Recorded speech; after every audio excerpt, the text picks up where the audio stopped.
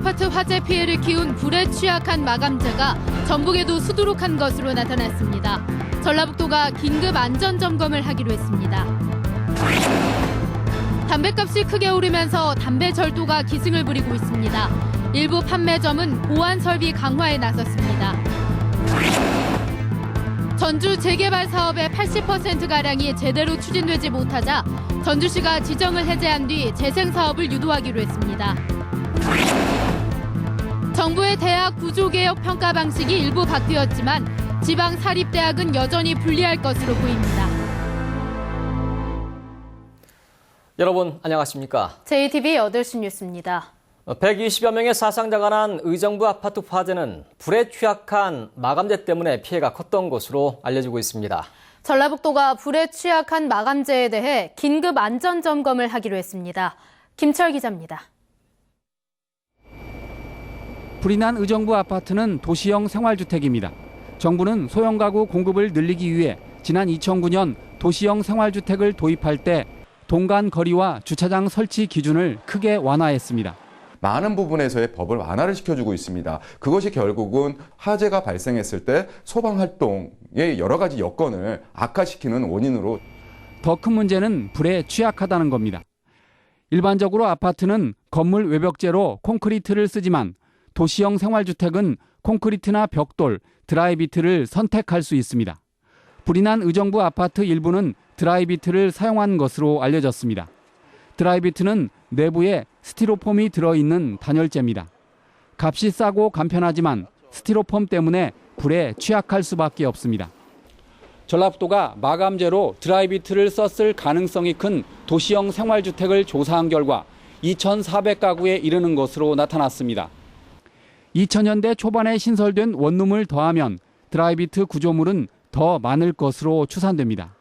전라북도가 불에 취약한 마감재에 대해 긴급 안전점검을 펼치기로 했습니다.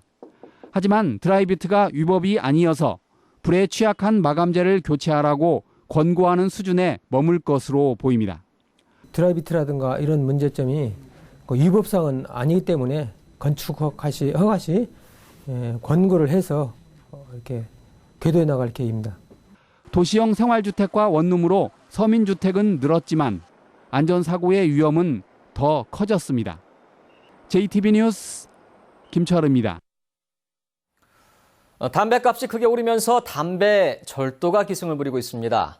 금값이 돼버린 담배를 지키기 위해 보안장치를 설치하겠다는 담배 가게도 있습니다. 하원호 기자가 보도합니다. 한 남자가 주위를 살피더니 담을 넘습니다. 밖에서 망을 보던 남자는 상자를 건네받아 화물차에 옮겨 싣습니다. 이들이 훔친 건 다름 아닌 담배였습니다. 사실 걱정은 했었죠. 불안하긴 했었죠. 저희도. 전에도 담배값 오를 때 이렇게 털리는 경우가 많이 있었잖아요. 이번에는 많이 오르다 보니까 더 불안했죠. 이들은 다음 날에도 전주의 한 편의점에서 담배 500여 갑을 훔치는 등 이틀 동안 담배 1,600여 갑, 750만 원어치를 훔쳤습니다. 교도소 동기인 이들은 최근 담배값이 오르자 담배를 훔쳐 인터넷 사이트 등을 통해 판매하려 했던 것으로 조사됐습니다. 피해자들은 최근 담배 가격 인상에 따라 담배를 팔아서 용돈벌이나 해보자 하고 범행을 결심하게 되었다고 진술하고 있습니다. 담배 도둑이 기승을 부리면서 일부 담배 소매점은 보안 설비를 강화하고 있습니다. 지금까지 신경을 안 썼거든요. 담배에 대해서.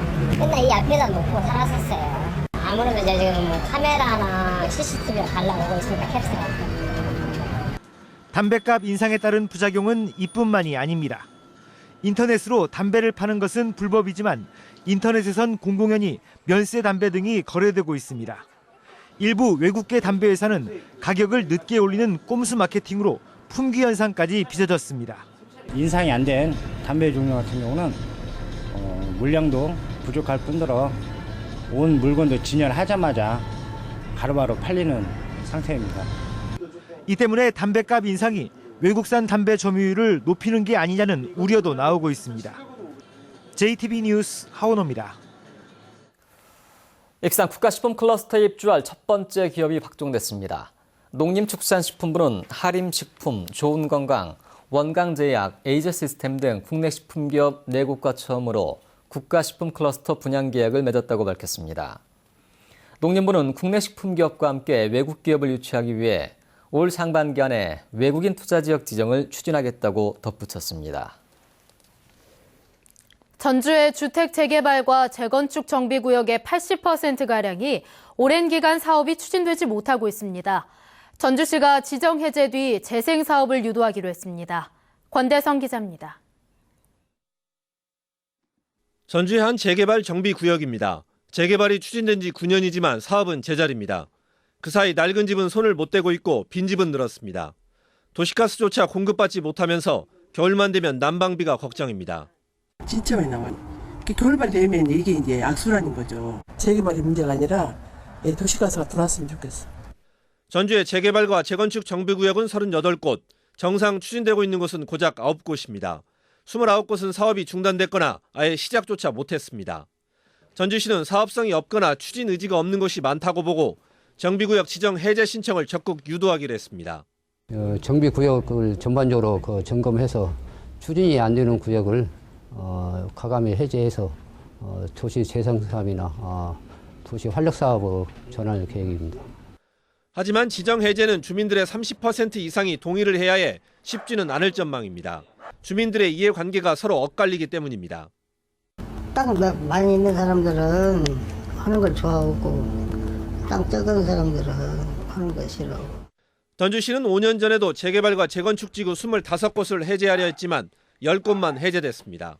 JTB 뉴스 권대성입니다. 전주시가 올해부터 둘째 아이를 낳는 저소득 가정에 출산 축하금을 지급합니다. 전주시는 기초수급자와 차상위 계층 등 저소득 가정이 둘째 아이를 낳으면 출산 축하금 30만 원을 주기로 했습니다. 전주시는 그동안 셋째 아이를 낳으면 소득에 상관없이 출산 축하금과 한 달에 10만 원의 지원금을 줘왔습니다. 전주시 무기계약직 공개 채용 경쟁률이 20대 1을 넘었습니다. 전주시는 그동안 기간제 근로자로 뽑던 자리를 무기계약직으로 바꿔 48명을 공개 채용한 결과 사무 분야 58대 1 등 전체 경쟁률이 24대 1을 기록했다고 밝혔습니다. 전주시는 서류 심사와 인적성 검사, 면접 심사를 거쳐 다음 달 말에 최종 합격자를 발표합니다. 정부가 대학 구조개혁 평가 기본 계획을 확정했습니다. 지방대에 불리한 일부 평가 항목을 개선했지만 여전히 지방대학들의 희생을 강요하고 있다는 지적입니다. 조창현 기자가 보도합니다. 정부가 대학 정원을 줄이기 위한 대학 구조개혁 평가 방식을 확정했습니다. 그동안 지방대학들의 반발을 산 전임교원 확보율과 교육비 환원율 등 4가지 지표는 국립과 사립, 수도권과 지방으로 나눠 평가하기로 했습니다. 국사립 분리라든지 수도권하고 지방을 분리하려고 하지 않았었습니다. 그러니까 요구는 많이 했었지만 분리하지 않고 통합 평가하려고 했었는데 지금 지표별로 나름대로 그것이 분리되어진 부분이 있어서 그 부분은 그래도 많은 고민이 있었던 것으로 평가가 됩니다. 하지만 일부 평가 방식이 바뀌었지만 지방 사립대학들의 불리함은 여전할 것으로 보입니다. 새로 도입하는 정성평가의 객관성 논란이 계속되고 있고 대학 재정과 규모 등 정량적 평가 항목들이 수도권 대학에 비해 크게 불리한 게 현실입니다. 국립대도 수도권 집중화 현상이 갈수록 깊어져 상대적으로 불리한 데다 기초학문 육성도 도외시할 수 없어 고민입니다. 지표상에 좀 불리한 점이 있다라고 하더라도 기초학문 분야나 또는 그 소외학문 분야를 국립대학교가 그 역할을 포기할 수는 없는 거죠. 그 부분에 대한 저희가 또 대비를 또 충분히 하고 있고요. 2022년까지 대학 정원을 16만 명 줄이는 정부의 대학 구조개혁이 경쟁력이 떨어지는 지방대학들의 사실상 자진 퇴출을 유도하는 수순이 아니냐는 우려가 제기되고 있습니다. JTB 뉴스 조창현입니다. 서남대 인수의향서를 제출한 명지의료재단이 기자회견을 열고 공정하고 투명한 평가를 요구했습니다. 명지의료재단은 의과대학 인증평가를 통과할 수 있는 의료 인프라를 갖췄고 의료법인 전체를 서남대에 출연해 부실 문제를 해결할 수 있다며 다른 세 곳과의 차별성을 주장했습니다. 서남대 인수전엔 전주예수병원과 고양명지병원, 중원대, 부영건설이 의향서를 제출했습니다. 전라북도가 전북교육청에 제때 교육재정 부담금을 지급하지 않아 교육 사업에 차질을 빚고 있다는 주장이 나왔습니다. 전북도의회 최인정 의원은 전북교육청이 수업료 말고는 자체 수입이 없는데도 전라북도가 지방교육서와 정부의 교부금을 제때 전달하지 않아 학교 시설 개선과 교육복지 사업에 큰 어려움을 겪고 있다고 밝혔습니다. 최 의원은 서울시의 경우 조례를 만들어 지방교육세를 매달 지급하고 있지만 전북은 분기별로 지급해 이달 현재 460억 원의 지방교육세가 지원되지 않았다고 주장했습니다.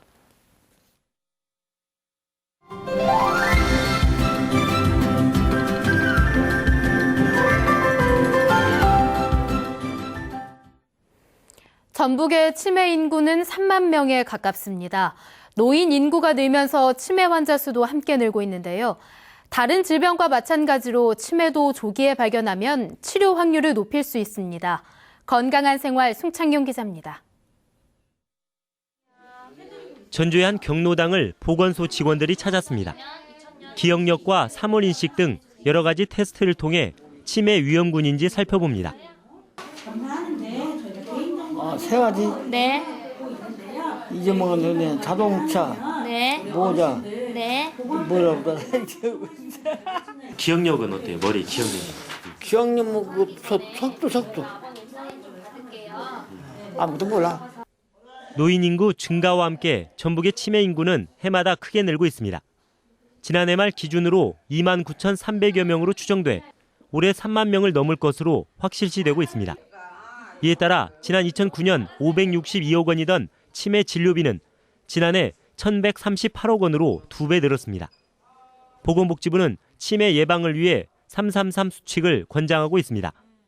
일주일에 3번 걷기와 부지런히 읽기 쓰기, 생선과 채소 골고루 먹기 등 3권과 술 적게 마시기와 담배 피우지 않기, 머리 다치지 않도록 조심하기 등 3금, 정기 건강검진 받기와 가족, 친구와 자주 소통하기, 매년 치매 조기 검진받기 등 3행이 그것입니다. 다른 질병도 마찬가지지만 치매는 조기에 발견해서 예방하는 게 굉장히 중요합니다.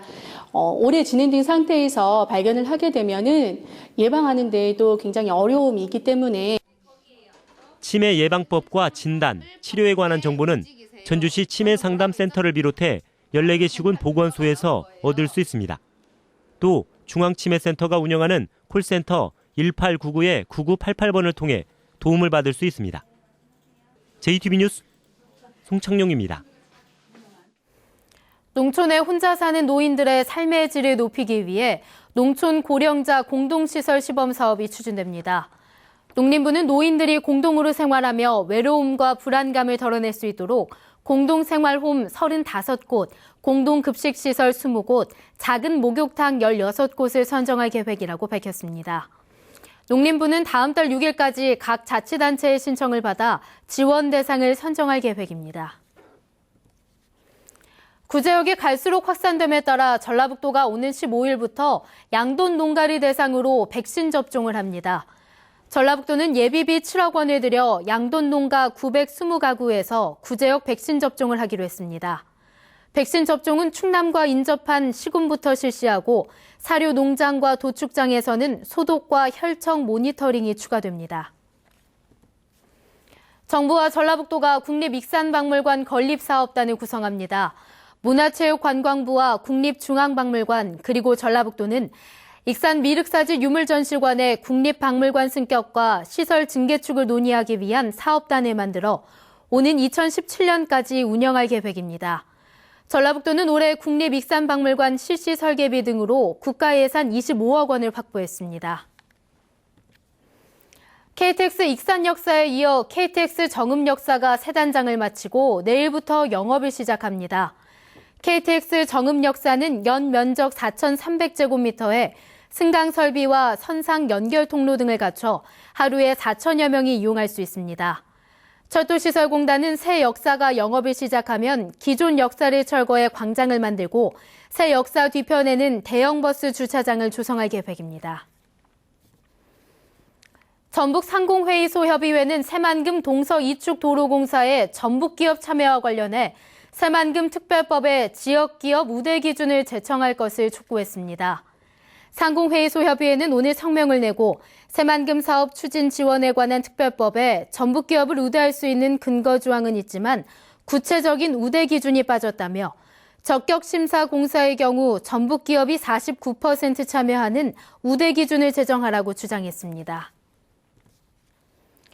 전주지방법원 제2형사부는 빵집에서 10대 여학생 3명을 추행한 혐의로 기소된 모 고등학교 교사 54살 백모 씨에게 징역 2년 6월에 집행유예 3년을 선고하고 80시간의 성폭력 치료 강의 수강을 명령했습니다. 백 씨는 지난해 5월 전주의 한 빵집에서 12살 여학생 등 3명의 팔과 손목을 주무르고 오빠라고 부르라고 말하는 등 10대 여학생을 추행한 혐의를 받고 있습니다. 다음은 전주방송에 이웃돕기 성금을 보내주신 분들입니다. 남원시 향교동 5통 주민들이 22만 5천 원, 16통 주민들이 22만 원, 익산시 마동 대성주유소 5만 원, 대명교회 5만 원, 유희선님께서 5만 원을 맡기셨습니다. 성금을 보내주신 분들께 진심으로 감사드립니다. 끝으로 날씨입니다. 전북은 오늘 낮 기온이 순창 6.1도, 전주 3.7도 등 평년보다 조금 낮았습니다. 내일은 대체로 맑겠습니다. 아침 최저 기온은 영하 9도에서 영하 4도, 낮 최고 기온은 5도에서 8도로 오늘보다 높겠습니다. 수요일인 모레는 가끔 구름이 많겠지만 전주와 순창이 9도까지 오르는 등 포근하겠습니다. 내일 바다의 물결은 0.5에서 1.5m로 비교적 잔잔하겠습니다. 전주기상대는 당분간 막다가 이번 금요일과 토요일 사이에 눈이나 비가 올 것으로 내다봤습니다.